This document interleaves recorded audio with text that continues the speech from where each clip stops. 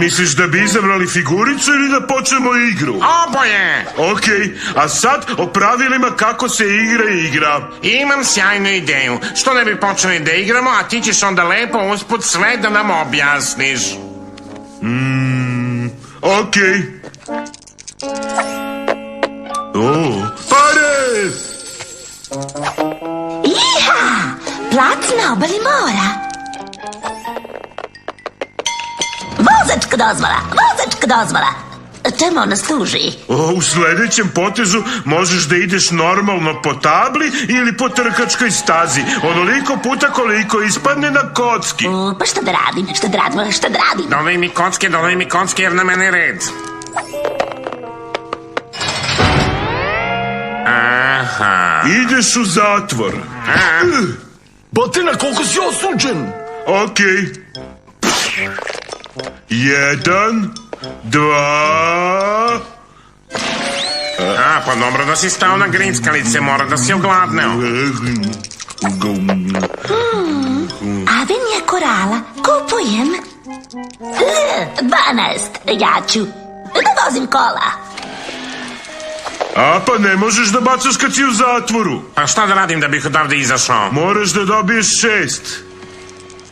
Ej, ne smiješ da bacaš kocke kad si u zatvoru. Da, poštuj pravila. Pa ako je jedini način da izađem iz zatvora da dobijem 6, a ne mogu kad sam u zatvoru, kako onda da izađem iz zatvora? Ovde piše, onaj ko je u zatvoru će tamo i ostati, osim ako ne dobije 6 ili neko kaže njegovo ime. Dobro, nek mi neko kaže ime.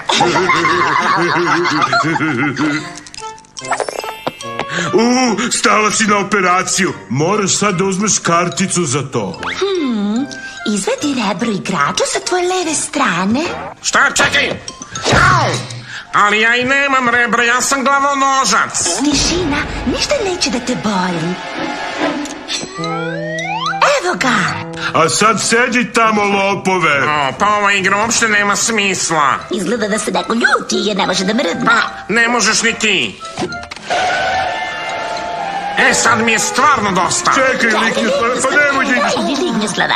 Ček, kako je on izašao iz zatvora? Naterao nas da mu kažemo ime. To ti je lukav potez, Lignjuslave. Bacaš posle mene. 5, 1, 2, 3, 4, 5. Mislim da ću... Da voziš kola. Ja